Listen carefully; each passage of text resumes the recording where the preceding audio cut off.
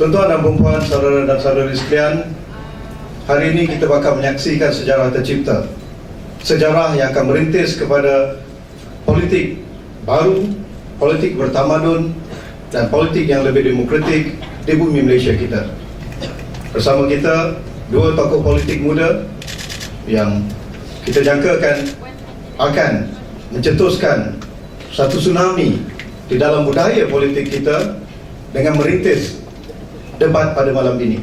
Sebagai permulaannya, kita akan membicarakan isu PTPTN dan hala tuju pendidikan tinggi negara. Para penonton dan hadirin sekalian, debat merupakan salah satu daripada wacana untuk mendidik rakyat. Rakyat yang bertamadun memerlukan maklumat yang adil dan saksama untuk mereka membuat keputusan. Demokrasi bukanlah hanya sekadar membuang undi ke dalam kotak undi untuk memilih siapa yang memerintah, tetapi lebih daripada itu, kebebasan maklumat, ketelusan maklumat dan maklumat yang adil dan saksama untuk diberikan kepada rakyat agar mereka membuat pilihan yang tepat, itu lebih diperlukan. Tuan-tuan dan puan sekalian, insya-Allah pada malam ini kita akan mendengarkan siri debat yang dianjurkan oleh Sinar Harian yang disokong oleh Astro Awani dan juga Bernama 24. Debat ini mungkin tidak seperti debat yang kita biasa lihat. KJ dan Rafizi pernah terlibat di dalam debat di London, dan juga KJ pernah terlibat dengan debat bersama Ambiga. Tetapi format pada kali ini agak berbeza. Sinar Harian mempunyai gayanya yang tersendiri. Jadi debat ini mempunyai 3 segmen ataupun 3 round yang akan diputuskan oleh commercial break ataupun laluan kepada iklan. Dan untuk setiap segmen itu ada pelbagai dia punya atur caranya. Dan untuk segmen yang pertama ataupun round yang pertama, kita akan berikan 7 minit yang pertama kepada Rafizi untuk membentangkan apa saja idea beliau mewakili partinya dan juga Pakatan Rakyat mengenai PTPTN dan masa depan politik, masa depan isu pendidikan tinggi negara, dan kemudian diikuti oleh Khairi selama 7 minit. Dan round kedua, Rafizi akan membalas hujah YB Khairi dan selama 5 minit, dan YB Khairi akan mematahkan hujah saudara Rafizi selama 5 minit juga. Jadi masing-masing akan mendapat 7 minit, 7 minit, 5 minit, 5 minit. Jadi saya kira tanpa melengahkan waktu, saya ingin memberikan laluan kepada saudara Rafizi untuk memulakan penghujaan beliau. Silakan saudara.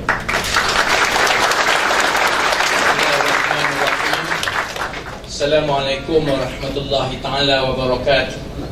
Yang saya hormati Dr. Mazli, saudara moderator, rakan saya saudara Khairi, seterusnya saudara-saudari teman yang hadir pada malam ini. Isu penghapusan PTPTN dan cadangan untuk mengembalikan semula pendidikan tinggi adalah satu pilihan yang seharusnya dikaji dengan mendalam dan menyeluruh oleh rakyat Malaysia. Isu ini bukan soal semata-mata untuk menghapuskan hutang pelajar sahaja, tetapi dia merangkumi kedudukan ekonomi dan juga keberdayaan negara di masa akan datang. Sebab itu bila kita berbincang tentang PTPTN dan hala tuju pendidikan tinggi negara, kita perlu juga rujuk kepada pengalaman negara-negara yang kini berdepan dengan masalah hutang pelajar yang meruncing. Sebagai contohnya, negara yang rata-rata memperdagangkan, memperniagakan pendidikan, sekarang ini berhadapan dengan hutang yang sebegitu besar. Ambil contoh Amerika Syarikat, saudara Khairi pun sedia maklum. Sekarang ini hutang pelajar yang sama seperti tabung PTPTN di Amerika Syarikat telah mencecah 2.6 trilion dolar. Sebab itu Bank Pusat New York mengatakan bahawa hutang ini kalau tidak ditangani dengan baik adalah salah satu ancaman kepada ekonomi dunia yang terbesar. Sebab itu juga saudara sekali, sekarang ini Dewan Senat Amerika Syarikat sedang membahaskan rang undang-undang untuk menghapuskan hutang-hutang pelajar. Bukan sahaja di Malaysia, malah di negara-negara lain pun isu ini diperdebatkan dengan tuntas seperti yang kita ada pada malam ini. Saudara-saudara, makanya isu PTPTN perlu dikupas secara mendalam dari perspektif ekonomi terlebih dahulu. Kerana kita tahu pada kadar 10% sahaja kutipannya daripada tahun 1997 sampai 2010, daripada 26 bilion yang telah diagihkan, hanya 2 bilion yang berjaya dikutip semula. Pada kadar kutipan 10% ini, saudari-saudari, dalam satu jangka masa akan datang, mungkin 5 tahun, mungkin 10 tahun, hutang ini akan terpaksa ditanggung oleh kerajaan dan rakyat juga. Dan hujah ekonomi ini berkait rapat dengan hujah sosial dan hujah moral. Kenapa contohnya siswazah kita, graduan yang bekerja agak liat atau tidak mampu untuk membayar? Kerana keadaan ekonomi negara, keadaan ekonomi dunia, dengan gaji yang tidak meningkat, dengan kos sara hidup yang naik mencanak, maka mereka sudah tentu tidak mampu untuk menanggung hutang ini. Sebab itu kita tengok, tidak kira apa tindakan yang diambil oleh PTPTN, kadar kutipannya tak pernah melangkau 10%, saudara-saudari. Dan saya nak petik kata-kata dan ulasan yang dibuat oleh Paul Krugman. Dr. Mahathir sendiri sangat sukakan ulasan yang dibuat oleh Paul Krugman, seorang tokoh ekonomi yang terkenal daripada New York. Katanya bahawa kita kena melihat generasi siswazah yang kebergantungannya kepada hutang, yang dibebankan dengan hutang pendidikan ini, akan ada kesan yang besar kepada ekonomi negara. Kerana kuasa ekonomi mereka terbantut, kuasa beli mereka tak ada. Bila kuasa ekonomi mereka terbantut, maka itu akan ada kesan yang besar kepada pertumbuhan ekonomi sesebuah negara. Sebab itu Paul Krugman mengingatkan pentadbiran Amerika Syarikat bahawa, dengan izin dalam bahasa Inggeris, bahawa the youngs are not only America's future, there are also tax based in the future too, saudara-saudara. Dan saya kira perkara ini yang kita kena dalami dengan baik. Kerana hakikatnya Malaysia bermula sebagai sebuah negara yang menawarkan pendidikan tinggi percuma. Saya bagi contoh. Dalam perlembagaan kita sendiri termaktub perkara yang cukup jelas tentang hak dan kedudukan istimewa Melayu Bumiputera untuk mendapatkan beasiswa pendidikan. Perkara ini dimaktubkan di dalam perlembagaan. Malah kemajuan ekonomi negara dalam 40 tahun pertama selepas kemerdekaan yang dipacu dengan pesat, sebenarnya dipacu oleh golongan ayah kita, moyang kita, datuk kita yang mendapat manfaat daripada pendidikan tinggi percuma. Sebab itu malam ini saya minta supaya saudara Khairi ambil sedikit masa untuk jelaskan kepada hadirin dan seluruh rakyat apa yang teruk dan buruknya dengan pendidikan tinggi ini, pendidikan tinggi percuma yang kami tawarkan ini. Kerana generasi bapa beliau, generasi bapa mertua beliau, semasa mereka menikmati pendidikan tinggi percuma di universiti dahulu, tidaklah menolak, malah mengalu-ngalukan pendidikan tinggi percuma yang ditawarkan oleh Kerajaan Barisan Nasional. Saudara-saudari, sebab itu malam ini, kalau yang diragui kemampuannya, kemampuan kita untuk menawarkan pendidikan percuma, saudara Khairi kena tunjukkan, kalaulah kita tidak mahu menawarkan pendidikan percuma, bagaimana pula kita mahu menangani masalah hutang PTPTN yang akan melonjak tinggi dalam 10-15 tahun akan datang. Angka-angka yang diberikan oleh PTPTN sangat menggerunkan.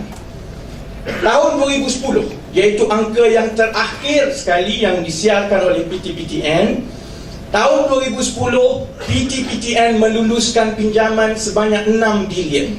3.5 bilion untuk pelajar di IPTS, 2.5 bilion untuk pelajar di IPTA.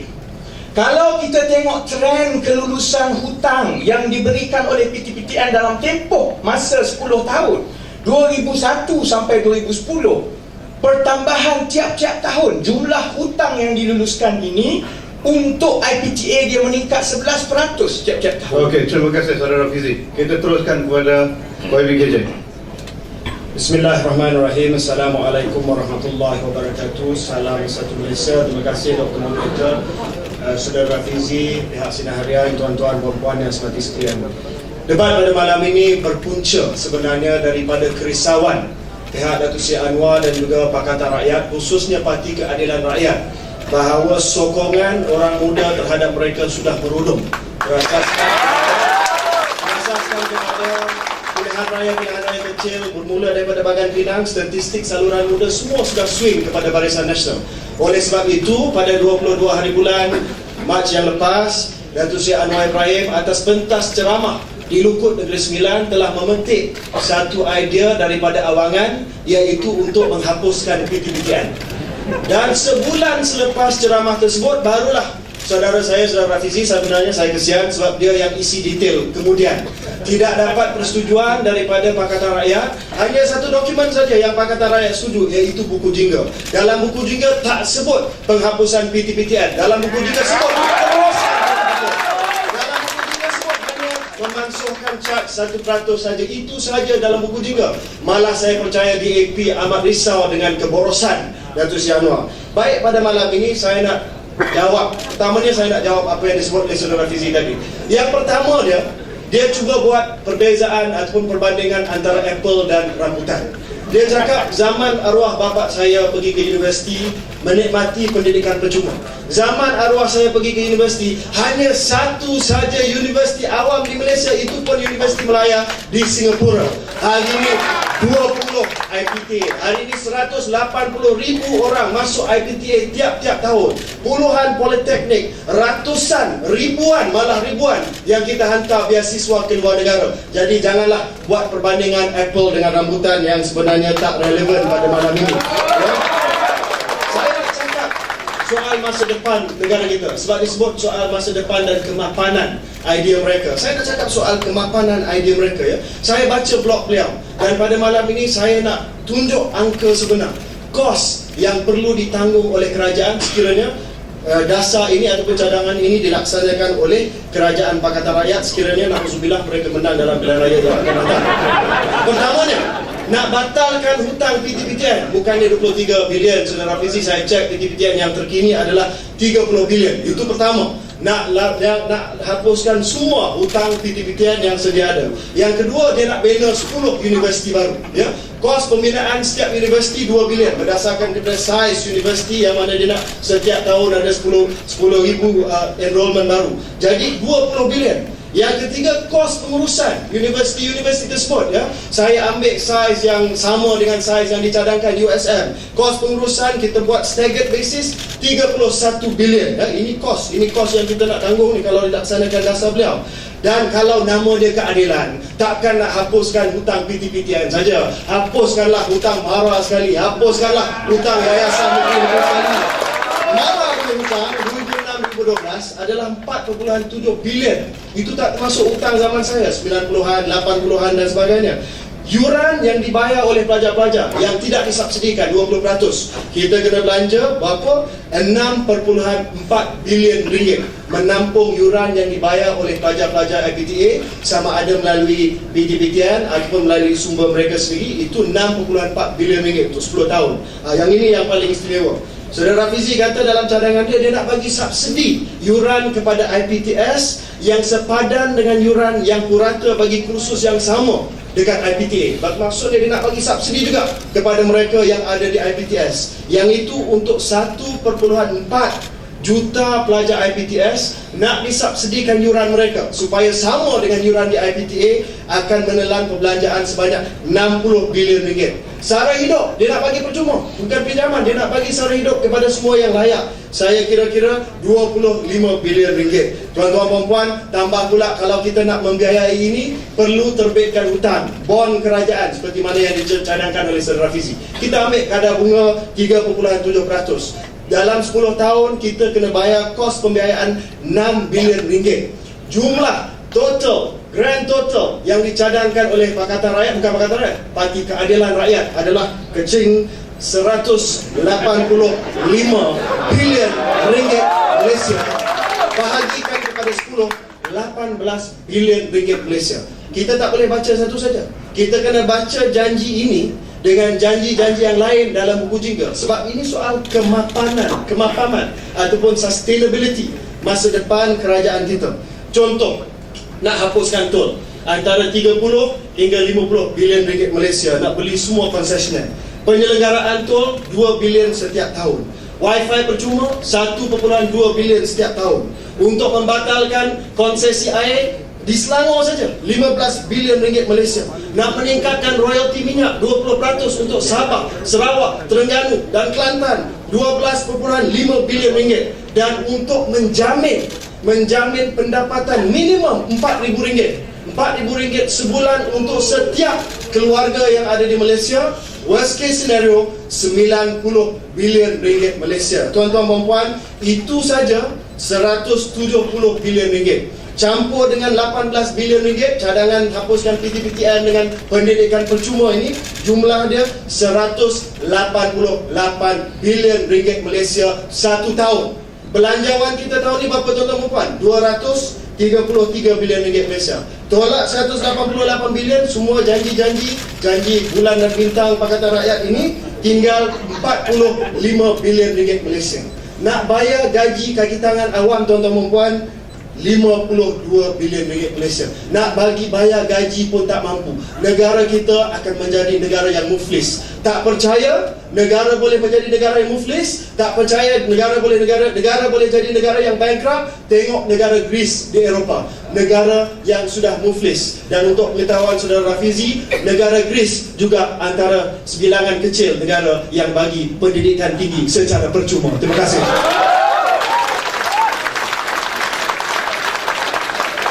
Okey, Saudara Fizi 5 minit. Terima kasih Saudara Khairi. Malam ini dia jadi accountant. Habis start sampai habis dia sebut nombor. Cuma saya hormati Saudara Khairi ini kerana dia menghafal buku jingga dan dasar-dasar Pakatan Rakyat lebih dari kami. Sebab itu masa di London saya dah tegur dia, kalau nak bercakap macam Pakatan Rakyat, masuk Pakatan Rakyat. Saudari, yang accountantnya saya, bukan Saudara Khairi. Kami dah kira, sebab itu kata pepatah Melayu, hendak seribu daya, tak hendak seribu dalih. Barisan Nasional bila dia tak nak bagi pendidikan percuma, kira pun dia buat salah, saudara-saudara. Baik. Ini accountant betul-betul nak bagi perkiraan malam ini. Lain kali Saudara Khairi, sila semak sendiri, jangan suruh kawan-kawan semak, dia salah bagi nombor. Pertama, kalau nak tengok berapa kosnya untuk menyediakan pendidikan percuma, tengok kepada anggaran perbelanjaan yang dibentangkan di Parlimen tiap-tiap tahun. Saudara, sama-sama luluskan. Setiap tahun 21 universiti kita diberi grant 7.5 bilion, maksudnya 16,000 setiap seorang pelajar. Kita dah semak untuk kita bagi pendidikan percuma, yuran semua percuma. Kalau RM16,000 itu sudah 90% daripada kosnya, maka kita hanya perlukan 562 juta tambahan. 562 juta tambahan boleh kita tanggung, saudara-saudari. Yang kedua, soal beasiswa sara hidup RM5,000 setahun untuk setiap orang pelajar. Sekarang ini pelajar di Universiti IPTA ada 465,000. Kalau setiap seorang diberikan RM5,000 setahun, bila kita hapuskan PTPTN, jumlahnya baru 2.32 bilion. Mana datang ratus-ratus juta ni? Yang kedua, setiap tahun 2.32 bilion setiap tahun. Yang ketiga, untuk kita tanggung hutang PTPTN kita hapuskan 24 bilion. Kalau yang ini kita bayar dalam tempoh 15 tahun, jumlahnya hanya 2 bilion setiap tahun. Jadi saudara-saudari, dan yang terakhir sekali, saudara Khairi sebut untuk buat satu universiti belanjanya 2 bilion. Dia pakai anggaran orang UMNO, inflate 30 tahun. Datuk Saifuddin ada di depan ini. Datuk Saifuddin boleh sahkan bahawa bila Monash University buka kampus untuk menampung pelajar 5,000 orang, cukup dengan fakulti perubatan semuanya, tahun 2007 belanja untuk 5,000 orang kapasiti pelajar hanya 200 juta, untuk 10,000 hanya 400 juta. Kalau dah bagi makan angin kepada yang lain itu kena tukar kerajaan lah. Jadi saudara sekali, nak kira balik, kalau kita campur balik satu-satu, nak bagi yuran percuma 562 juta, nak bagi allowance hari hidup RM5,000 setiap seorang pelajar, 2.32 juta. Nak bina satu universiti 10,000 orang tiap-tiap tahun, 400 juta. Nak tampung dan hapuskan PTPTN 2 bilion setiap tahun. Campur 4 itu, belanja tiap tahun hanyalah 5 hingga 6 bilion. Kita bandingkan 5 hingga 6 bilion dengan apa yang Kerajaan Barisan Nasional belanja sekarang. Bayar pampasan kepada konsesi lebuh raya 4 orang, 6 bilion setiap tahun. Bagi subsidi gas kepada penjana bebas yang kroni-kroni, 10 bilion setiap tahun. Itu tak campur lagi saudara-saudari dengan segala ketirisan yang dianggarkan berjumlah 28 bilion setiap tahun.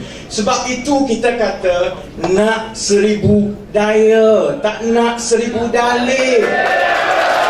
Dia nak bagi kepada kroni, malah projek terbesar Barisan Nasional sekarang, projek MRT. Saudara-saudara tahu betapa besarnya belanja, 60 bilion.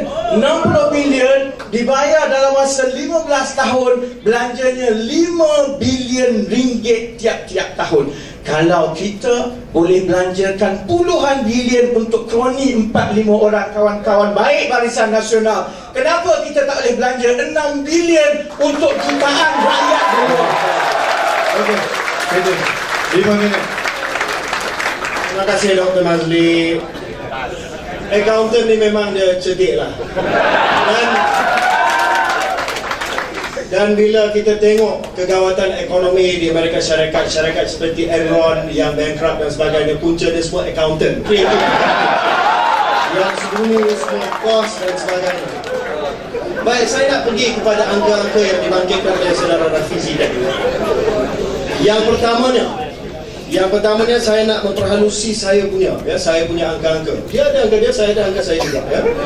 Yang pertamanya adalah mengenai PTPTN itu sendiri. Dia kata 23 bilion. Tak betul. Yang betul adalah 30 bilion. Itu adalah angka pinjaman yang sudah dikeluarkan untuk PTPTN. Baik, kita boleh belanja dalam tempoh masa 10 tahun, tidak ada masalah. Tapi kalau dia nak buat perbandingan, contohnya universiti kampus Monash dan sebagainya. Universiti kampus Monash itu bukannya satu universiti IPTA, tidak ada kelengkapan IPTA, tidak ada sama kelengkapan untuk postgraduate studies dan sebagainya. Betul itu tak. Perbezaannya tak sama. Yang keduanya, soal operating cost. Hari ini saya nak tegur saudara Fizi. Tadi dia petik daripada belanjawan negara. Dia kata itulah sebenarnya angka yang diberi oleh belanjawan negara ataupun anggaran belanjawan negara. Saya ambil grant yang diberi kepada Universiti Sains Malaysia.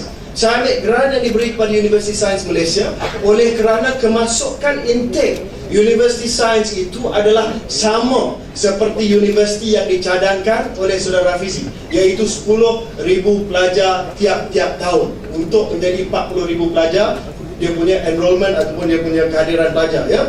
Dan kalau kita ambil USM sebagai comparison, sebagai perbandingan, OPEX untuk USM, iaitu perbelanjaan pengurusan untuk USM saja yang dia dapat daripada Kerajaan Persekutuan pada tahun 2011 adalah 746 juta ringgit Malaysia. pada tahun 2012 adalah 568 juta ringgit Malaysia. Kita ambil average, kita ambil purata daripada itu, jadilah untuk 10 universiti untuk tempoh masa 10 tahun 31 bilion ringgit Malaysia. Ini yang saya ada kat sini ya. Yang lagi satu yang saudara Fizi tak sebut adalah nak menampung yuran IPTS. Dalam dia punya cadangan disebut dengan jelas bahawa nak bagi yuran subsidi kepada IPTS supaya sama dengan yuran yang diberi untuk kursus yang sama dekat dengan IPTA. Jadi saya kira untuk 1.4 juta pelajar IPTS, 1.5% ambil perubatan, 13.4% ambil engineering, 85% ambil kursus-kursus yang lain. Saya kira kalau kita nak bagi subsidi untuk setiap daripada kursus-kursus ini, jumlah besarnya adalah 60 bilion ringgit Malaysia. Jadi saya tak tahu di mana saudara Rafizi boleh buat shortcut. Saya tak tahu di mana dia boleh buat creative accounting. Mungkin kita boleh jimat dari segi pembinaan universiti. Itu pun sedikit saja tuan-tuan dan puan. Tetapi akhirnya poin saya, apa yang disebut sebagai unjuran daripada saudara Fizi, iaitu 5 bilion ringgit saja, tidak betul. Unjuran saya, mungkin dia tak akan setuju, 18 bilion ringgit Malaysia. Saya akan naikkan semua angka-angka ini dalam blok selepas ini, saudara-saudara boleh lihat. Dan inilah sebenarnya kesan yang akan memberi kesan kepada kewangan negara kita sekiranya polisi beliau dilaksanakan. Satu lagi yang saya nak sebut ya, iaitu dia sebut bahawa kita akan mengalami kerugian sebanyak 6 bilion konsesi kalau kita bayar pampasan kepada konsesi. Hari ini kita tak bayar lagi pampasan kepada PLAS sebab kerajaan sudah mengambil alih PLAS. Jadi itu tak betul. Tak betul bahawa PLAS dibayar oleh kerajaan Malaysia. Dan lebih teruk lagi tuan-tuan dan puan, kalau ikut cadangan beliau bahawa semua konsesi negara akan diambil alih oleh EPF dan juga khazanah. Dia tak kira kos penyelenggaraan. Dia lupa bahawa kos penyelenggaraan jalan-jalan raya pada hari ini yang ditanggung oleh tol akan mencecah 2 bilion ringgit Malaysia. Itu pengeluaran daripada mereka. Jadi mereka cakap memang sedap, indah khabar dari rupa. Apa yang mereka cakap memang betul ya. Tetapi kalau kita teliti kan, kalau kita tengok secara detail, secara teliti, sebenarnya saya percaya dan saya yakin apa yang dicadangkan oleh Pakatan Rakyat bukan hanya cadangan ini, tetapi juga cadangan buku jingga yang lain akan dan boleh memufliskan negara kita dalam masa yang terdekat. Okey, terima kasih. Okey.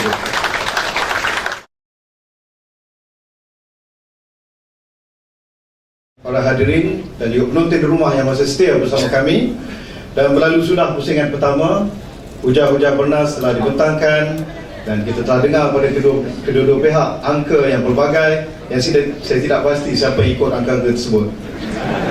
Yang saya pasti semuanya bersorak kerana gembira dengan pihak masing-masing. Tapi saya berharap kepada mereka yang berada di rumah, pilihan di tangan anda. Tetapi kita belum berakhir, kita akan pergi kepada pusingan seterusnya. Pusingan ini agak menarik. Untuk round ketiga, ini macam wrestling lah, macam boxing. Okey, kita akan berikan peluang kepada kedua-dua pendebat untuk mengajukan soalan kepada satu sama lain. Pertamanya, YB Khairi akan ajukan soalan kepada saudara Rafizi, dan saudara Rafizi diberikan 4 minit untuk jawab. Dan kemudian saudara Rafizi selesai menjawab, diberikan peluang untuk bertanyakan kepada YB Khairi, dan YB Khairi akan berpeluang untuk menjawab dalam tempoh yang sama 4 minit juga. Jadi tanpa melengahkan waktu, kita serahkan kepada YB Khairi untuk tanyakan soalan kepada saudara Rafizi. Silakan. Terima kasih. Soalan saya kepada saudara Rafizi mudah saja ya. Kita nak tengok sejauh mana komitmen Pakatan Rakyat terhadap konsep pendidikan yang percuma ya. Jadi pada malam ini saya nak tanya kepada saudara Rafizi, apakah persediaan kerajaan-kerajaan negeri Pakatan Rakyat di negeri Selangor dan juga mungkin di negeri Kedah untuk menawarkan pendidikan secara percuma ya di universiti-universiti di bawah pengendalian mereka. Yang pertama, saya tanya soalan ini sebab kita dikejutkan semalam ataupun 2 minggu yang lepas dengan berita iaitu di College University Insaniah Kedah, Queen, di bawah kerajaan negeri Kedah, bukan setakat nak memansuhkan yuran tapi akan menaikkan yuran bagi pelajar-pelajar mereka.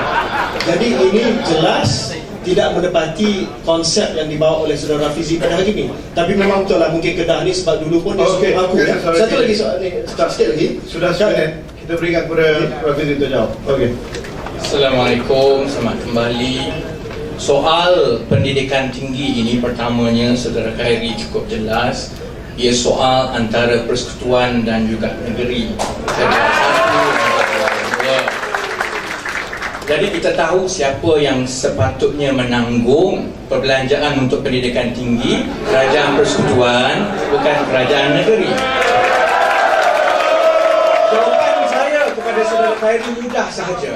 Kalau kita sanggup, kerajaan persekutuan dan kerajaan negeri sanggup berkongsi pendapatan negara secara adil, maka boleh kita bincangkan semua ditanggung oleh kerajaan negeri. Contohnya Pulau Pinang dan juga Selangor. Antara dapat tenang. Saya tenang ya. Sila hormati. Contohnya negeri Selangor dan negeri Pulau Pinang menyumbang hampir 40% sumber kewangan negara. Tetapi berapa sen sangat yang diberikan? Kalau ini boleh dibuat, insya-Allah kita boleh lancar dan laksanakan di negeri-negeri yang kita perintah. Tetapi saudara-saudari, saya nak sebut juga, di Selangor contohnya kita sudah buat yang terdaya dan termampu. Cuma kita ada masalah kerana kita mewarisi kolej-kolej dan universiti ini daripada UMNO Barisan Nasional. Kita mewarisi kos yang sangat tinggi. Contohnya, saya bagi contoh UNICEF. UNICEF bila dibuat audit, dilihat kos pembinaannya hanya sekitar 200 juta. Tetapi kos yang termasuk di dalam buku yang terpaksa dibayar berkali-kali ganda daripada itu. 2 minggu yang lepas, Pakatan Rakyat telah mendedahkan bagaimana di kuis Kolej Universiti Islam Selangor ada masalah besar kerana kuis semasa pentadbiran UMNO Barisan Nasional dahulu telah menganugerahkan satu konsesi pembinaan dan penyelenggaraan asrama selama 30 tahun. Yang dapat ini saudara-saudari adalah seorang adun daripada Selangor, Adun DN, Adun Permatang sendiri. Dan kalau lihatnya, segala-galanya atas angin. Dia hanya dapat konsesi, dia berikan kepada Bina Budi Holding untuk dibina, kemudian dia ambil keuntungan berkali-kali ganda dengan menekan pelajar, saudara-saudara. Ini perkara-perkara yang sebenarnya Harap penyokong UMNO dapat bersabar.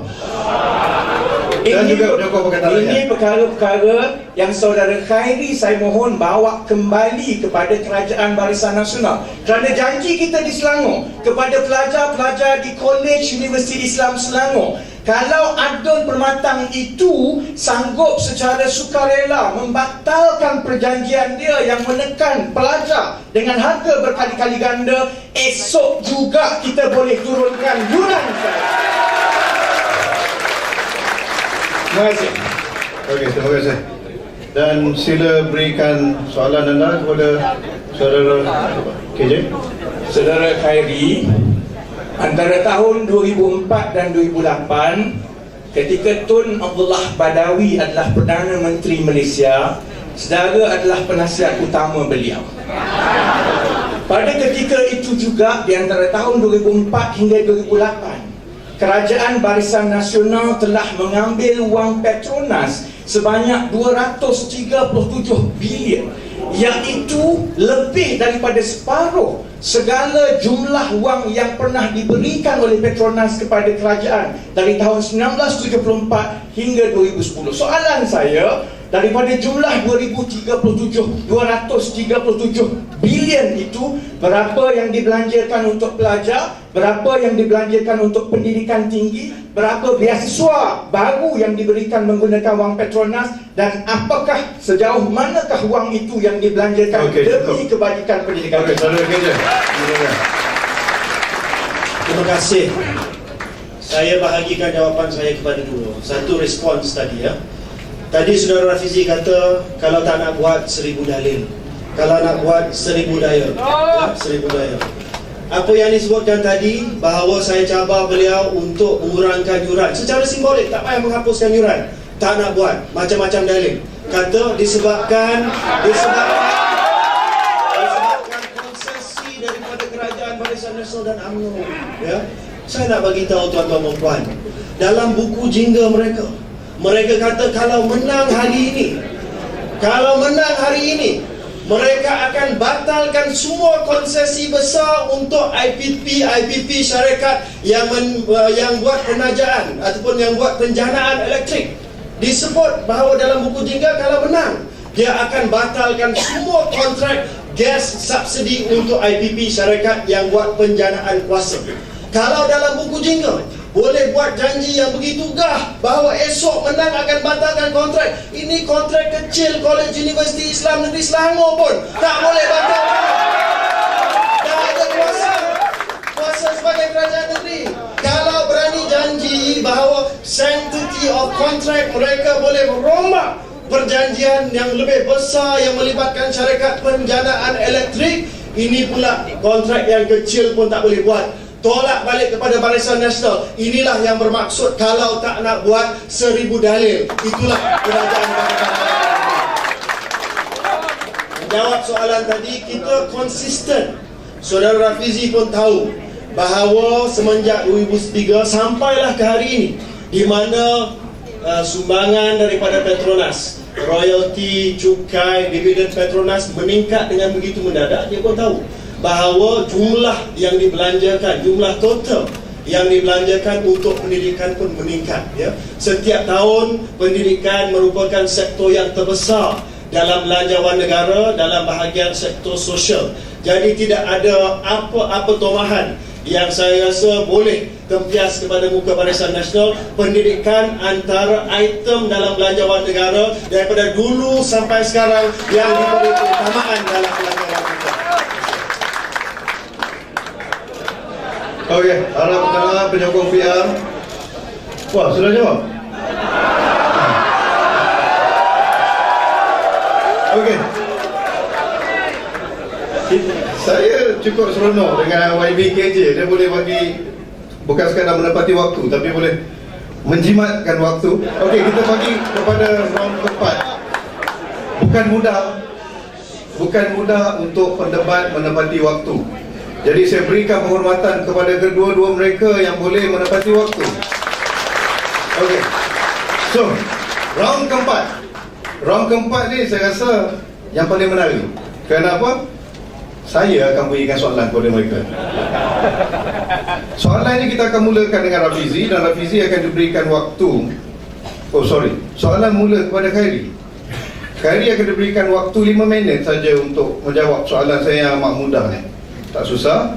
Okey, saudara YB Khairi, kalau kita lihat isu PTPTN ni, saya yakin dia bukannya budak tak mau bayar PTPTN. Tapi bila kita lihat kepada Twitter, kepada Facebook, kepada blog dan sebagainya, mereka lihat bahawa ada hutang yang lebih besar diambil oleh orang-orang tertentu seperti Tajudin Ramli, Syahrizad Syahrizad, tetapi mereka tidak dikenakan blacklist dan tidak pula dihalang keluar negara. Apakah jikalau hutang sikit itu bersalah dan ambil duit rakyat yang banyak itu satu keistimewaan? Okay. Tak, ini nanti ada kata ini bias ni, boleh tidak. Soalan yang lebih berat akan dikenakan kepada Rafizi. Okey. Dan nanti sebelum ni kita minta pendirian saudara YB berikan pendirian BN dan UMNO dan bukan pendapat peribadi beliau semata-mata. Silakan saudara. Ya, terima kasih. Mengenai soalan pertama, iaitu jawapan mengenai PTPTN ini, ya. Yang pertamanya saya nak jelaskan di sini bahawa senario yang dilukiskan oleh saudara Rafizi itu misleading, ya. Yang pelajar-pelajar PTPTN jumlah yang telah disaman dan masih belum bayar balik secara total hanya 6% daripada peminjam PTPTN, ya. 94% daripada peminjam PTPTN itu, walaupun mungkin ada yang susah nak bayar, tetapi mereka dapat servis pinjaman mereka. Yang di blacklist, yang menjadi masalah, yang disekat di lapangan terbang dan sebagainya, semuanya adalah 6% saja daripada PTPTN. Jadi tujuan nak batalkan PTPTN ini semata-mata kerana 6% ada masalah. Inilah puncanya isu PTPTN ini dibangkitkan adalah oleh kerana 6%. Itu yang pertama. Yang kedua, Saudara moderator sebut bahawa yang di blacklist, yang tak dibenarkan keluar, ini seolah-olah apabila tak bayar 1 bulan di blacklist. Saya nak bagi tahu kepada tuan-tuan dan puan, daripada dia tamat pengajian mereka sampai mereka menerima notis yang pertama adalah 6 bulan. Selepas itu notis pertama 60 hari, notis yang kedua 60 hari, notis yang ketiga 90 hari, notis tuntutan, notice of demand daripada pihak peguam 90 hari, dan failkan saman di mahkamah 6 bulan. Sebelum kes itu dibawa ke mahkamah 22 bulan untuk pelajar itu bukan bayar hutang sepenuhnya, tetapi cuma berhubung dengan pejabat PTPTN dan mula bayar hutang secara berskala yang kecil. Pegawai-pegawai PTN kata kalau bayar hutang 100-200 pun tak apa, kerana akaun itu diaktifkan. 22 bulan tuan-tuan, bukan soal 1 bulan, 2 bulan, malah 6 bulan NPL tak bayar baru dia blacklist. Tidak, 22 bulan. Jadi disebutkan tadi soal Tajudin Ramli, disebutkan tadi pinjaman kepada NFC dan sebagainya. Pinjaman NFC tetap perlu bayar semula. Mana kita kata NFC tak perlu dibayarkan semula, malah kita anggap isu ini sebagai isu yang serius. Dan apabila isu ini bangkitkan, kita tuduh di mahkamah. Kita tak boleh cakap secara detail kerana kes mahkamah, tetapi isunya adalah isu hutang. Prinsipnya adalah hutang mesti dibayar semula. Dalam kes Tajudin Ramli, tuan-tuan dan puan, saya mengikut sumber-sumber, saya dapati bahawa Dana Harta tidak mengalami apa-apa kerugian dalam kes Tajudin Ramli. Dalam kes Tajudin Ramli, tuan-tuan dan puan, dia pinjaman komersial. Pinjaman komersial dalam kes-kes, terutamanya kes yang melibatkan kegawatan ekonomi dulu tahun 1997 dulu, dia akan ambil potongan daripada apa yang dihutang oleh si hutang tersebut, ya. Jadi dia akan ada haircut yang seperti mana yang kita bagi. Tapi dalam kes Tajudin Ramli, kita tak tahu sebab penyelesaiannya dibuat di luar mahkamah, bukannya di dalam mahkamah. Tetapi Pakatan Rakyat dia bawa kes ini, dia kata bahawa Tajudin Ramli tak perlu bayar 500 juta ringgit Malaysia dan dihapuskan hutang itu dengan begitu saja.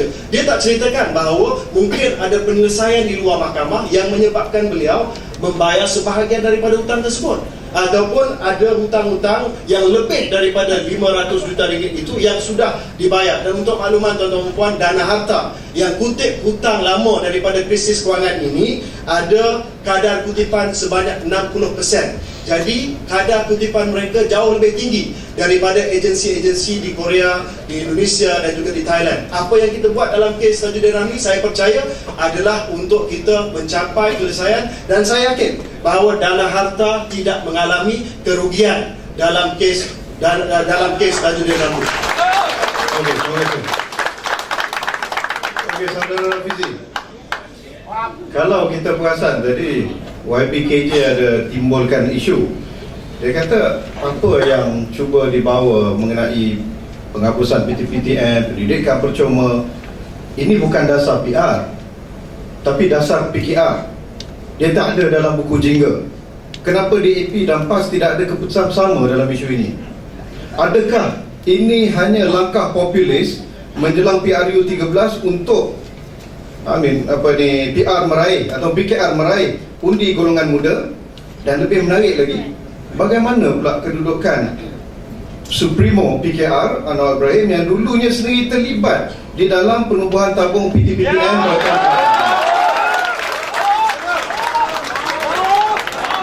Yang itu kena tambah masa. Ada 4 soalan ke tuan-tuan? 4 minit dan 5 minit. 5 minit lah. Saya nak ulas sedikit sebelum saya jawab. Sebut NFC ni saya kena ulas lah. Kalau saudara Khairi beritahu hutang NFC akan dibayar oleh Datuk Seri Shahrizad Jalil, saya minta kita semua percaya, sebab dia memang rapat dengan NFC daripada awal. Minta penyokong UMNO, betul tak? Okey.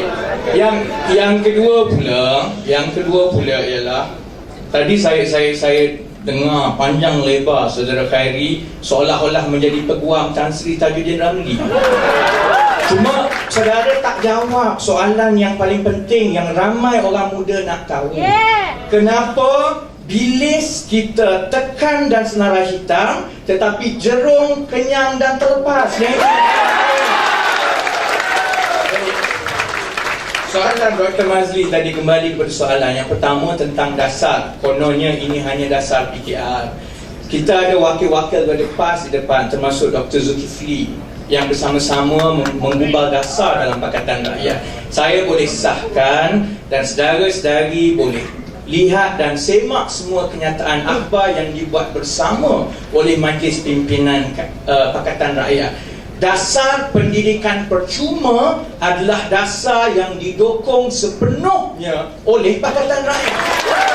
Malah kenyataan Datuk Seri Haji Abdul Hadi Awang lebih tegas dalam soal ini berbanding dengan Datuk Seri Anwar Ibrahim, kerana beliau merujuk kepada kajian dan penulisan yang dibuat oleh Ibn Khaldun. Mereka yang tak tahu Ibn Khaldun ni siapa, semak, dia ini dulu ulama besar, pakar ekonomi ternama dunia 1200 tahun yang lepas.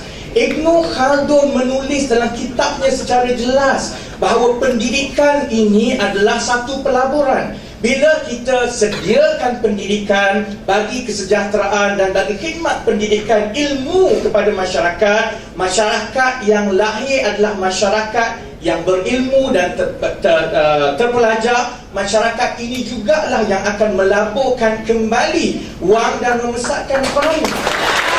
Ini pegangan daripada Datuk Seri Haji Abdul Hadi Awang sendiri. Sebab itu saya pelik, saudara Khairi ni kadang-kadang macam dia dalam Pakatan Rakyat. Kami yang buat keputusan dan juga dasar, dia yang lebih tahu. Dan yang kedua, soalan Dr. Mazli tentang peranan dan juga kedudukan Datuk Seri Anwar Ibrahim, kerana ketika itu beliau berada di dalam kabinet semasa PTPTN ditubuhkan tahun 1997. Saya nak sentuh beberapa perkara. Pertama, keputusan kabinet adalah keputusan bersama dalam mana-mana sistem pemerintahan parlimen yang macam ada di tak tahulah, takut dalam Barisan Nasional style diktator, tetapi dalam Pakatan Rakyat keputusan yang bersama.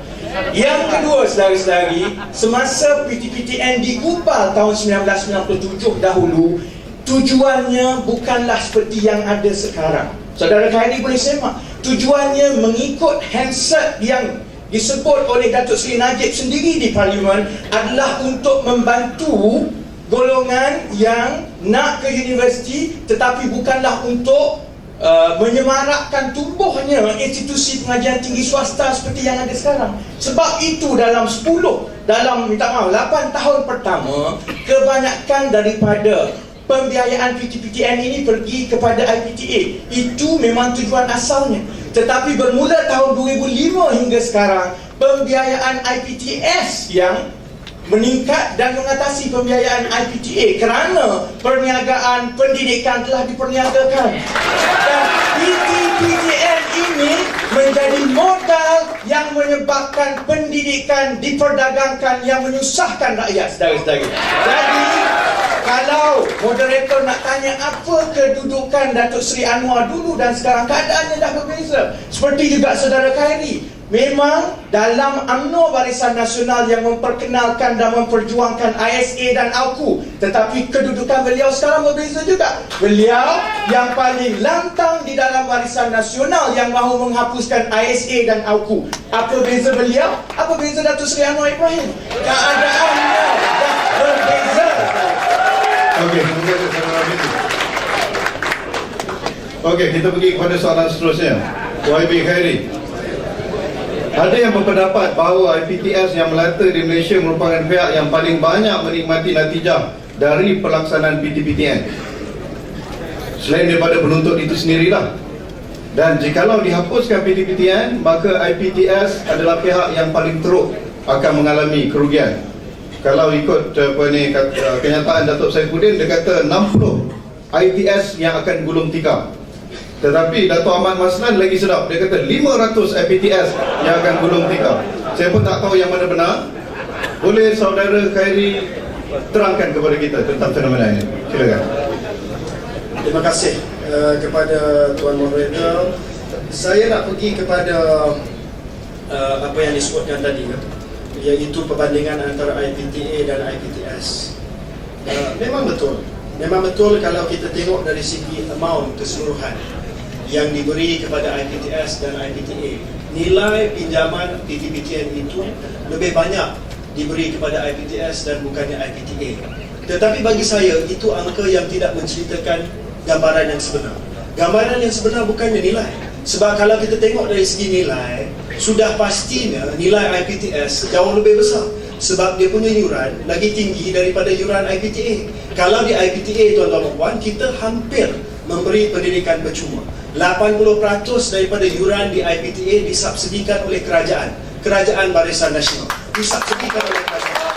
Kita hanya minta pelajar melabur 20% yuran mereka, sama ada dalam perubatan, dalam apa saja fakulti, supaya kita ada shared responsibility. Kita ada tanggungjawab bersama untuk masa depan negara kita. Kalau ikut cerita Saudara Rafizi tadi, Ibnu Khaldun sebut bahawa pendidikan ada pelaburan. Pelaburan itu bukan hanya kerajaan yang buat, tetapi mahasiswa harus juga buat pelaburan.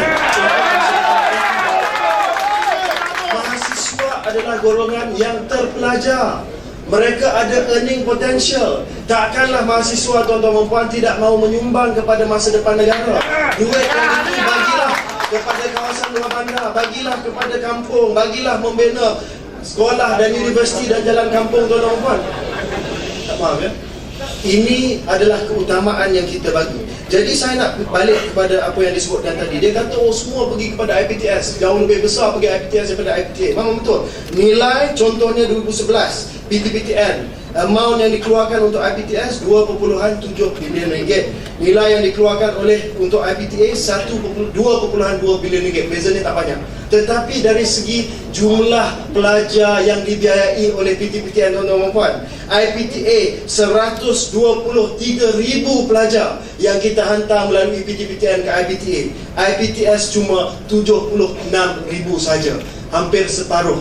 Jadi tak betul kalau dicakap bahawa ia menguntungkan pelajar-pelajar IPTS dan IPTS dan bukannya IPTA dan pelajar-pelajar IPTA. Yang kedua, soal Saudara Dr. Mazli tadi, cakap soal piawaian IPTS, standard IPTS. Memang kita mengakui bahawa ada setengah IPTS yang tidak menepati piawaian, tetapi tidak bermaksud bahawa Kerajaan Barisan Nasional tidak buat apa-apa. Dalam tempoh masa daripada 2007 sehingga 2011, tidak kurang daripada 100 IPTS dibatalkan pendaftaran mereka kerana pemantauan yang rapi yang dibuat oleh Kementerian Pengajian Tinggi. Dan pada hari ini kita panggil IPTS untuk ditubuhkan di Malaysia, bukan IPTS yang tidak ada nama. Contohnya Monash, Kertin, kita panggil Newcastle Medical School, Nottingham dan sebagainya. Jadi kualiti IPTS sedang meningkat dan kita pastikan bahawa IPTS yang dulunya tumbuh seperti cendawan, hari ini adalah pemantauan untuk menjaga kualiti IPTS tersebut. Sikit lagi saya nak sebut ya. Tadi disebut bahawa perbezaan Datuk Seri Anwar dan sebagainya, saya pun beza dan sebagainya, hari pendirian saya dan lain. Kalau gentleman, kalau betul-betul tak setuju dengan PTPTN dulu, jangan kata alasan ini collective responsibility. Kalau gentleman dalam kerajaan, kalau tak setuju Tajuddin Ramli beli saham, kalau tak setuju PTPTN ditubuhkan, letak jawatan daripada kerajaan. Tengok Tun Mahathir, Timbalan Perdana Menteri pertama Tun Mahathir. Tak setuju, gentleman letak jawatan. Tapi Anwar Ibrahim dulu setuju, hari ini keluar jadi pemandang. Gentleman akan memahami collective responsibility. Tak setuju letak jawatan, jangan tunggu, jangan duduk dalam kerajaan kerana kemaruk kuasa nak jadi Perdana Menteri Malaysia.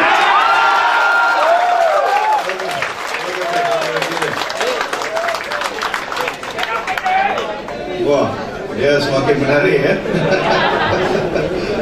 Kita yang duduk kat tengah ni pun pening kepala kan. Okey, Saudara Rafizi, tanpa melengahkan waktu, Saudara Rafizi mengemukakan idea pendidikan percuma dan dikatakan bukan hanya sekadar aspirasi PKR tetapi juga PR. Boleh tanya Dr. Zul ada dekat situ, okey PAS dan DAP pun. Persoalannya, there's no such thing as free. Ada orang yang akan bayarnya, kan? Jadi expense siapa yang kena bayar? Dan biasa yang ditunjukkan ialah contoh negara-negara Scandinavian country. Jadi kat Scandinavian country ini cukainya hampir mencecah 50% ada di antaranya.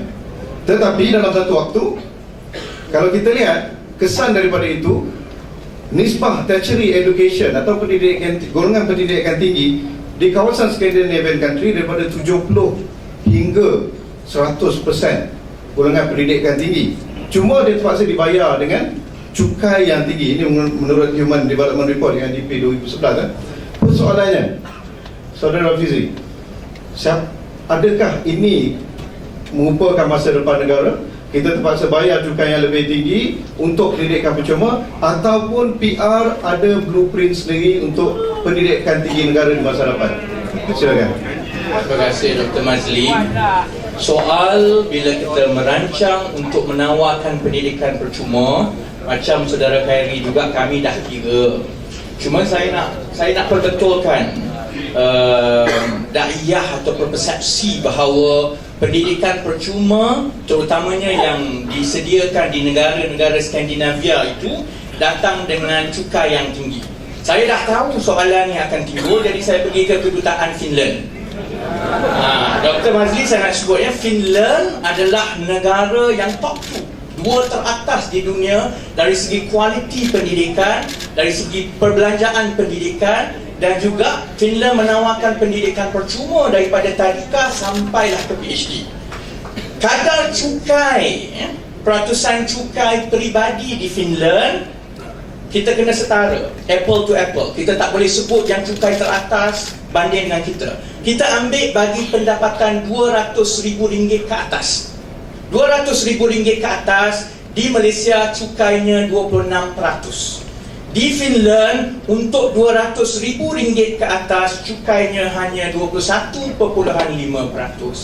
Jadi mereka yang mengatakan bahawa negara-negara Skandinavia ini cukainya tinggi, dia tak semak dulu dengan negara-negara tersebut.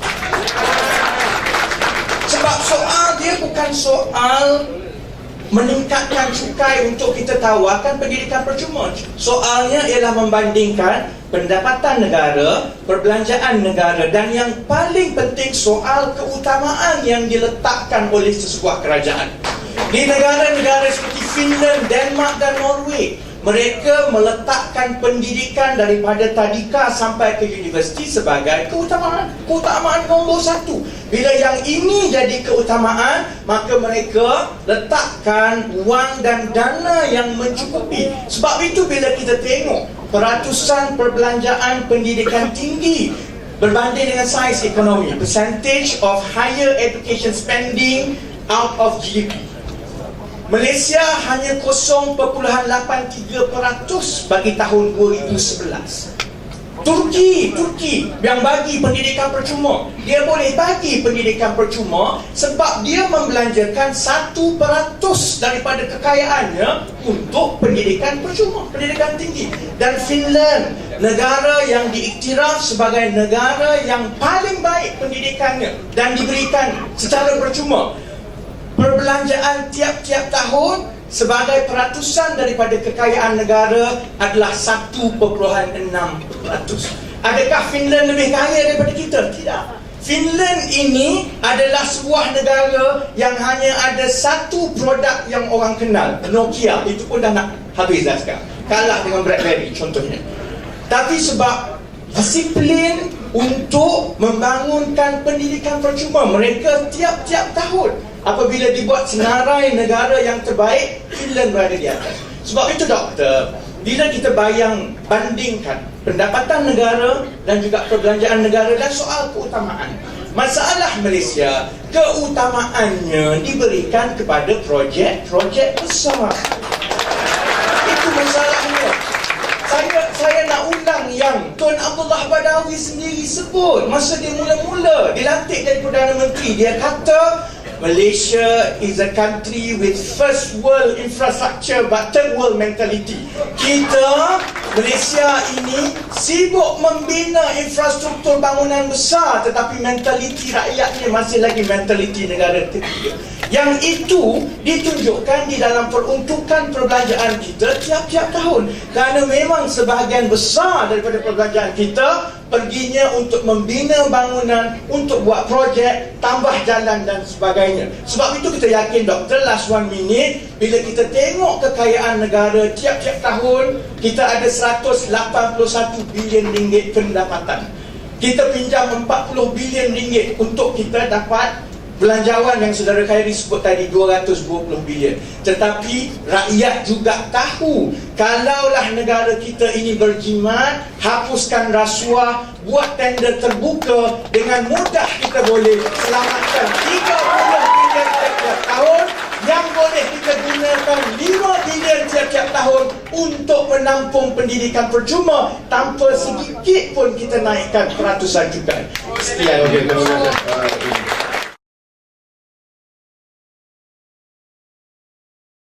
Dua segmen telah berlalu dan kita dapati kedua-dua pendebat telah mengemukakan hujah masing-masing yang kita kira telah melayakkan mereka berdua untuk pergi kepada threshold menjadi ahli politik yang sebenar. Segmen ketiga tidak kurang menariknya. Kita telah sediakan kotak di luar tadi. Waktu pendaftaran kita berikan peluang untuk setiap pihak untuk membuat menulis soalan masing-masing, dan telah dipilih lebih daripada 3 soalan untuk dibandingkan. Dan kita dapati selepas disaring, kerana kebanyakan soalan yang kita pilih lebih kurang dalam 6-7 tadi telah pun dijawab dan dibincangkan oleh kedua-dua pendebat. Dan hasil saringan terakhir kita dapat 3. Dan 3 soalan, satu menariknya bila tulis kat sini daripada mana, masing-masing tulis dari parti masing-masing. Saya pun tak tahu adakah itu yang kita mahukan ataupun pihak penganjur mahukan dari Kuala Selangor ke ataupun dari Rombau ke. Tapi dia tulis kat sini kita dipilih ada 2 daripada Pemuda UMNO. Saya tulis Pemuda UMNO lagi. Dan 1 daripada PAS. Dan bila Pemuda UMNO dia tak akan tanya KJ, dia tanya Rafizi. Dan bila daripada Pemuda PAS Rombau ke kan, dia tanya kepada KJ. Okey. Jadi untuk adil saya ingat inilah kebetulan 2 soalan kita akan pergi Rafizi, KJ, Rafizi, yang mana setiap pihak diberikan 3 minit untuk jawab saja, dan selepas habis jawab kita akan pergi kepada penggulungan. Kita pergi kepada soalan pertama kepada Rafizi. Apakah nasib IPTS nanti di bawah kerajaan PR jikalau dilaksanakan pendidikan percuma? Daripada Pemuda UMNO, saya tak perlu sebut namanya. Silakan. Saudara-saudari, bagi kita tanggungjawab kerajaan ialah menyediakan tempat di institusi pengajian tinggi awam supaya setiap rakyat yang layak, tidak ada diskriminasi dari segi latar belakang atau kursus ataupun kaum, mereka layak mendapat tempat di IPTA. Itu prinsip yang pertama. Pada masa yang sama juga, kita menghargai dan mengalu-alukan sumbangan IPTS. Cuma yang kita tak mahu adalah IPTS yang duduk di rumah kedai. Belanjanya mahal, yuran yang dikenakan cukup tinggi dan membebankan pelajar, tetapi akhirnya kualiti, suasana pendidikan dan pembelajaran tak ada. Jadi sesuazah yang keluar daripada IPTS begini selalunya sukar untuk mendapat kerja, dan mereka ini jugalah yang akhirnya terpaksa menanggung beban PTPTN yang tinggi. Jadi pandangan kita terhadap sumbangan IPTS ialah kita mahukan hanya IPTS yang betul-betul berkualiti, yang betul-betul ada niche-nya, ada speciality, keistimewaan. Kerana kita yakin IPTS seperti ini, kalau yurannya tinggi sekalipun, kalau kosnya 2 kali ganda berbanding dengan IPTA, siswazah pelajar akan tetap masuk dan memohon ke IPTS ini kerana kualiti. Yang kita tidak mahu rakyat terpaksa masuk ke IPTS kerana tidak ada tempat di IPTA. Jadi pandangan kita mengikut unjuran dan perangkaan yang kita buat, bila keadaan ini berlaku dengan menubuhkan 10 universiti baru, 100,000 tempat, akhirnya ini akan menyebabkan berlakunya apa yang dipanggil sinergi di antara IPTS. IPTS swasta, mungkin ada satu IPTS itu hanya pakar dalam bidang perubatan, satu mungkin dalam perakaunan. Mereka akan bergabung kerana untuk mereka kekal bersaing dan terus maju. Mereka tidak ada pilihan lain kecuali bergabung. Inilah model yang dilaksanakan di beberapa negara lain yang mengamalkan pendidikan percuma, termasuklah di Turki. Dan saya juga kena jelaskan bahawa kita tidak pernah mengatakan bahawa kita akan diskriminasikan IPTS. Kita berjanji selepas proses gabungan ini, hanya IPTS yang betul-betul baik dan layak, contohnya Universiti Petronas, contohnya Universiti Tenaga Nasional. Bagi setiap pelajar yang masuk ke universiti-universiti ini, mereka akan mendapat subsidi yuran yang setara dengan apa yang dibelanjakan oleh kerajaan bagi pelajar yang masuk di IPTS. Okey, terima kasih saudara Rafizi. Soalan kepada saudara YBKJ. YBKJ, pendidikan tinggi di Malaysia, apakah ada kelemahannya dan apakah cara untuk memperbaiki kelemahan tersebut?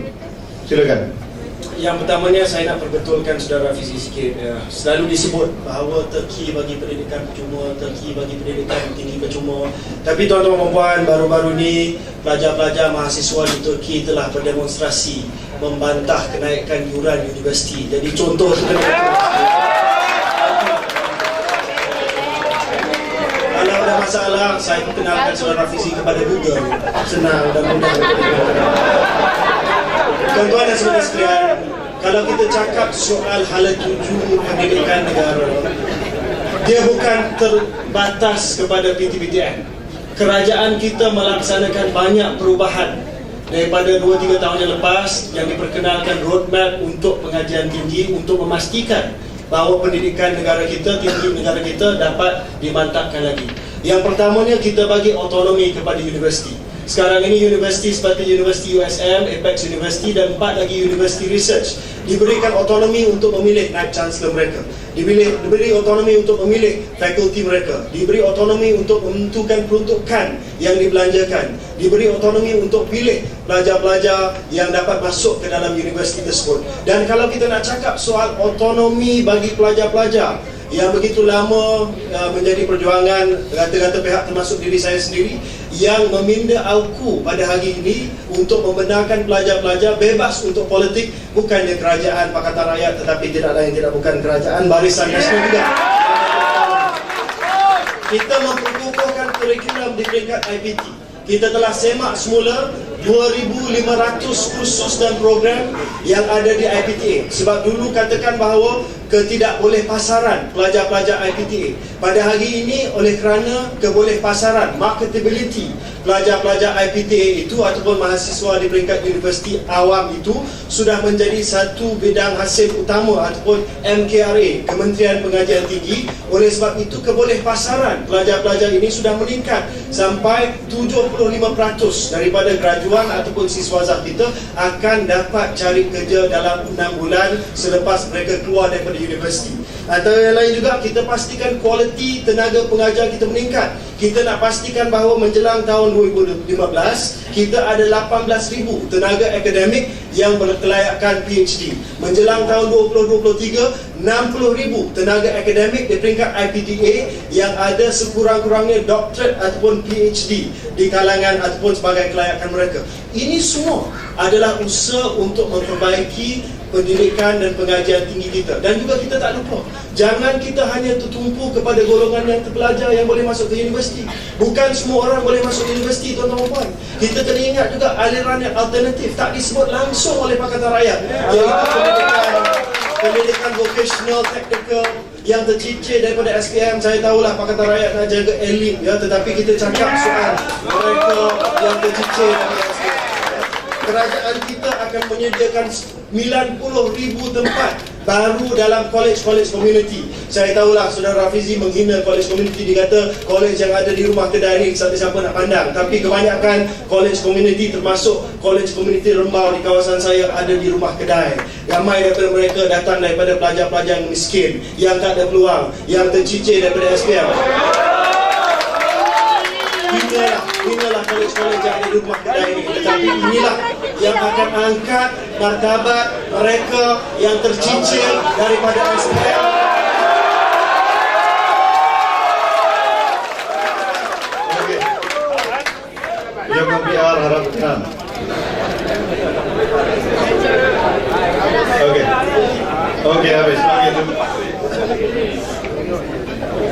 Dah habis. Okey, kita kembali kepada saudara Fizi. Saya nak minta izin daripada pihak penganjur. Kalau nak ikutkan, dia beri tiga soalan daripada penonton. Tapi tak adil saya rasa. 2 kepada Rafizi, 1 kepada KJ. Boleh tak saya ambil 1 lagi untuk diberikan kepada KJ? Anda bukan penganjur Datuk Samudin. Okey, tak apa. Datuk Samudin boleh ya? Okey, cuma 3 minit sajalah diberikan. Okey. Saudara Rafizi, hanya sebilangan kecil saja yang tidak membayar hutang PTPTN ini. Ini daripada UMNO juga. Oleh itu, bukankah penambahbaikan PTPTN lebih baik daripada menghapuskannya? Silakan, 3 minit. Saudara, jumlah hutang yang telah diluluskan sampai tahun 2011 adalah 43 bilion. Jumlah yang dikutip adalah 3 bilion. Selama 1997 sampai tahun 2011. Dan unjuran kita dengan peningkatan hutang sebanyak 11% tiap-tiap tahun untuk pelajar IPTA dan juga 17% tiap-tiap tahun untuk IPTS. Dalam tahun 2020, tiap-tiap tahun PTPTN akan meluluskan pinjaman berjumlah 24 bilion. Dalam tahun 2020, jumlah pinjaman terkumpul yang telah diluluskan adalah 177 bilion. Kalau dalam masa 15 tahun hanya 3 bilion yang dikutip, apa jaminan yang kita ada dalam 8 tahun akan datang ini kita boleh tampung 177 bilion? Ini bukan soal nak salahkan pelajar. Saya tak salahkan pun Kerajaan Barisan Nasional. Sebab itu saya mohon saudara Khairi malam ini kita lihat secara objektif. Masalah kita ialah kerangka dan model pembiayaan pendidikan tinggi yang ada sekarang ini dah tak mampu, tak mampan. Yang macam saudara Khairi sebut, seperti yang berlaku di Amerika Syarikat dan negara-negara lain, bila kadar bayar balik semula pelajar itu terlalu rendah oleh sebab-sebab ekonomi semasa, tak ada kerja, kos sara hidup, gaji tak naik, akhirnya lepas 10 tahun, 15 tahun, negara juga yang terpaksa menanggung hutang 177 bilion itu. Sebab itu bezanya kita sebut sekarang. Sebelum kita terjebak menjadi seperti Amerika Syarikat yang hutang pelajarnya sudah mencecah 2.6 trilion, baik kita tukar model sekarang. Kerana pada kadar 24 bilion hutang sekarang, kita masih lagi mampu menanggung 2 bilion tiap-tiap tahun, berbanding kalau kita tunggu tahun 2020 saudara-saudari nak tanggung hutang 177 bilion, maka benarlah apa yang Datuk Idris Jalil kata, kalau kita tunggu bankrupt lah Malaysia dalam tahun 2020. Jadi bezakan, saya tak sebut langsung tentang menang pilihan raya. Saya tak sebut langsung tentang untuk mendapatkan undi orang muda. Ini soal kerangka ekonomi yang lebih penting. Dengar, ini soal kerangka ekonomi. Kita sudah tengok pengalaman di negara-negara lain. Kita tahu di persimpangan ini kita akan terjumus ke gawah hutang seperti itu. Sebab itu kita minta tukar model sekarang. Terima kasih. Okey, terima kasih Saudara Fizi. YB KJ, apakah harap dapat dikenal? Okey, YB KJ soalan terakhir ya. Untuk pusingan ini 3 minit saja. Apakah rasional PTPTN mengambil pinjaman dari KWSP bernilai 13.5 bilion, KWAP 500 juta dan bank-bank CIMB dan Arab Nation Bank 16.9 bilion untuk menampung kos mereka? Apa ni? Saya nampak moderator desperate sangat, terpaksa cari soalan. Jadi soalan ni mudah dijawab. Sebenarnya mudah dijawab. Saya rasa tidak ada masalah. Pada awalnya sewaktu PTPTN diluluskan, bawa dalam parlimen, dibentang dalam parlimen, disokong oleh Mahkamah Perdana Menteri Tun Sri Anwar pada waktu itu, disokong oleh DAP, Limkit Siang kata tambah lagi PTPTN, kita suka PTPTN ini ya. Itulah pada waktu itu ya. Pada waktu itu memang kerajaan bagi grant. Kita bagi grant terus kepada PTPTN. Tetapi apabila didapati bahawa geran itu adalah satu tanggungan kepada kerajaan, kerajaan telah buat keputusan supaya dana yang diberi oleh PTPTN kepada pelajar-pelajar ini didapati ataupun dipinjam daripada institusi-institusi kewangan, termasuk juga KWSP yang akan melabur. Cuma di sini saya ingin nyatakan bahawa kos pembiayaan pinjaman PTPTN yang dibuat dengan bank-bank komersial, yang dibuat dengan institusi kewangan, yang dibuat dengan KWSP, kadar bunga ataupun kos tersebut ditanggung oleh kerajaan. Maksudnya PTPTN tak perlu bayar kos pembiayaan yang dipinjam daripada KWSP dan bank-bank komersial. Maksudnya tidak ada kos yang ditanggung oleh PTPTN, tidak ada kos yang diberi kepada PTPTN dapat pinjaman dengan interest free, kadar faedah yang percuma oleh kerana kerajaan yang membiayai kadar kos pembiayaan tersebut. Oleh sebab itu, saya nak cadangkan satu idea yang lebih realistik yang sebenarnya ada sama dalam buku Jingga juga, iaitu daripada kita memansuhkan PTPTN, daripada kita bagi pendidikan secara percuma, yang mana unjuran saya akan bankruptkan negara kita dalam 2 ataupun 3 tahun. Kita sedia untuk menawarkan cadangan yang saya dah sampaikan kepada Perdana Menteri, yang saya rasa rata-rata mahasiswa anggap hutang perlu kita bayar. Kita nak menyumbang kepada negara juga, tetapi kita mansuhkan 1% kos pengurusan.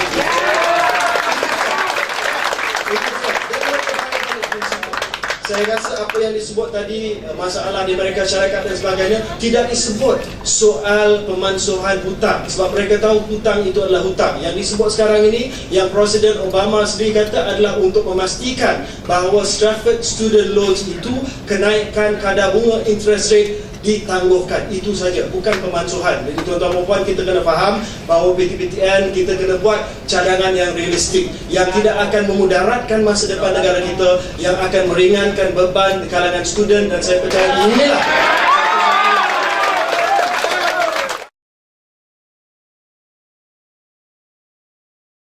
kita sampai kepada penghujungnya, iaitu penggulungan. Kita akan beri peluang 3 minit seorang untuk buat penggulungan. Kalau tadi siapa tu, kita mulakan awal-awal tadi dengan saudara Khairi, saudara Rafizi membuka debat, dan kali ini kita akan berikan saudara Khairi untuk menutup debat. Tetapi penggulungan ni dua-dua kena. Jadi kita mulakan 3 minit untuk saudara Rafizi membuat penggulungan. Silakan. Saudara-saudari, sepanjang perdebatan sejam setengah ini, saudara Khairi banyak peranan yang dibuatnya. Dia menjadi penggubal dasar buku Jingga, dia pun lah. Peguam Tan Sri Sarjana Ramli pun dia lah.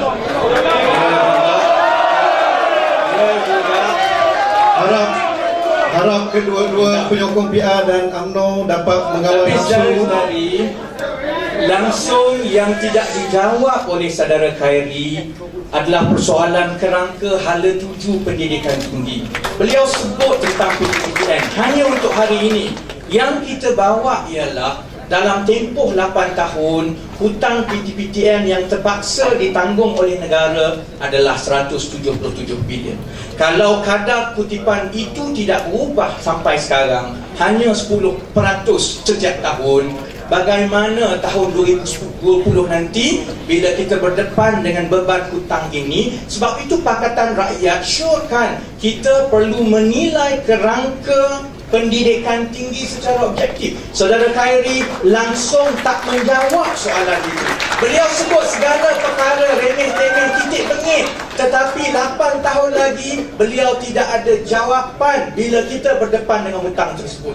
Saudara Khairi juga tak jawab. Saya tanya soalan mudah, 237 bilion saudara-saudari yang diambil daripada wang Petronas, apa yang beliau dan bapa mentua beliau buat?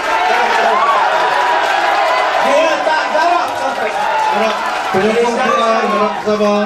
Sebabnya ialah kerana bila saudara Khairi kata kita kena buat keputusan yang tidak memudaratkan negara, beliau lupa bahawa yang memudaratkan negara adalah rasuah, yang memudaratkan negara adalah penyelewengan, yang memudaratkan negara adalah apabila pemimpin yakin makan duit rakyat dan wang masyarakat tak sampai saudara. Saudara-saudari, sebab itu debat pada malam ini sepatutnya dari titik tolak yang baik. Saya percaya saudara Khairi akan balik dan bentangkan ada isu kerangka yang lebih besar dari soal memansuhkan 1% caj perkhidmatan, soal hutang dan juga soal membiayai pendidikan tinggi negara. Jadi saya percaya saudara Khairi masa di London, bila pertama kali jumpa saya dahulu, dia dah berjanji secara terbuka. Dia kata dia akan balik dan cuba meyakinkan Datuk Seri Najib Tun Razak untuk berdebat dengan Ketua Pembangkang Datuk Seri Anwar Ibrahim. Saya ingat dan tuntut janji itu, dan saya percaya Sinar Harian Astro Awani lebih daripada bersedia untuk menjadi tuan rumah pada perdebatan itu. Okey, terima Dan kasih. dalam perdebatan tersebut, soal-soal kerangka ekonomi. Okey, terima kasih saudara. YBKJ, silakan. 3 minit. Kita cakap soal kerangka ekonomi negara.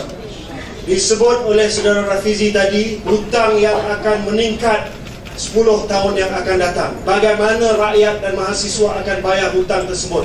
Ya, kalau kita tengok Amerika Syarikat, tak ada kerja, kos sara hidup naik, ekonomi gawat. Ini yang akan berlaku di Malaysia juga. Ini tuan-tuan dan puan adalah pengakuan bahawa di bawah kerajaan Pakatan Rakyat mereka tak boleh menjana ekonomi. Saya percaya kalau Barisan Nasional tuan-tuan dan puan, program transformasi ekonomi akan menubuhkan 3.5 juta pekerjaan baru. Pekerjaan baru dalam sektor pendapatan tinggi. Kita akan mencapai per capita gross national income pendapatan $15,000 per capita. Kita telah memperkenalkan gaji minimum RM900 yang akan memberi tekanan untuk gaji lain untuk naik. Ini keyakinan Barisan Nasional. Kita yakin mahasiswa akan dapat gaji yang lebih tinggi. Kita yakin ekonomi kita akan bertumbuh dengan lebih besar. Sebab itu mereka bagi pengakuan pada malam ini tidak yakin dengan polisi ekonomi mereka. Sebab itu hutang lama perlu dihapus. Tak yakin bahawa ekonomi akan bertumbuh. Dan tuan-tuan dan puan, ini logik. Penyokong PR harap dapat bersabar. Kalau yakin ekonomi akan bertumbuh, mahasiswa akan dapat kerja, mahasiswa akan dapat pendapatan yang lebih tinggi, mereka akan berjaya bayar hutang mereka. Tetapi kalau tak yakin, tak dapat menjanakan ekonomi, kerana apa? Kerana negara kita muflis akibat daripada janji bulan dan bintang Pakatan Rakyat, maka kita kebutuhan cadangan nak selesaikan hutang. Itu jalan yang mudah, tuan-tuan. Saya mengakhiri pengulangan saya dengan mengingatkan saudara Rafizi. Hari ini beliau menjanjikan pendidikan secara percuma. Saya nak ingatkan manifesto Kerajaan Negeri Selangor pada pilihan umum ke-12. Yang tak dapat dilaksanakan, jangan cakap soal pendidikan universiti secara Penyokong Jangan UMNO kita cakap- harap bersabar. Jangan kita cakap soal universiti secara percuma. Memberi pendidikan prasekolah percuma kepada anak Selangor usia 5 tahun. Mengikut laman web Menteri Besar Selangor, work in progress tidak dapat dilaksanakan. Memberi allowance khas kepada wanita yang bekerja di rumah tidak dapat dilaksanakan. Memberikan perkhidmatan perubatan di hospital kerajaan dan pengangkutan awam percuma tidak dapat dilaksanakan. Mengurangkan cukai pintu rumah dan juga membela kehidupan rakyat termiskin terutama petani dan nelayan tidak dapat dilaksanakan. Ini baru janji nak bagi pendidikan percuma kepada pelajar tadika, tuan-tuan dan puan. Tak Okey. dapat dilaksanakan.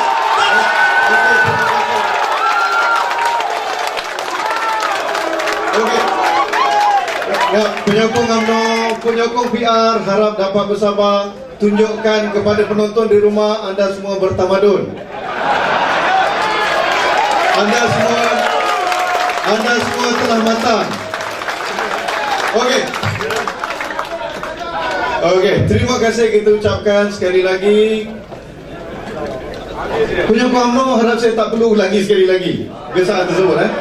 Okey. Begitu juga penyokong PR. Okey. 2008 kita lihat debat McCain dan juga Obama.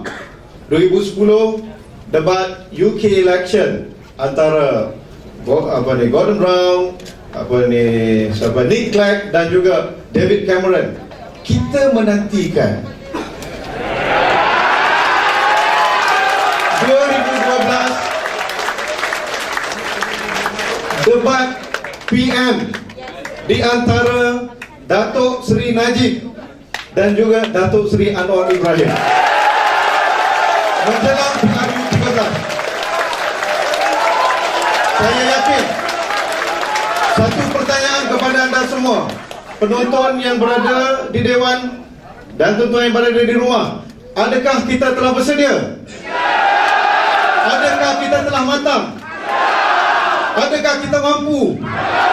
Maka saya lontarkan cabaran kepada Datuk Seri Najib dan juga Datuk Seri Anwar Ibrahim untuk bertemu seperti anak jantan di atas pentas debat ini. Sinar Harian menjadi penganjurnya, Astro Awani bernama 24, TV3 dan saya menjadi moderatornya. Terima kasih. Saya serahkan kepada Ustaz.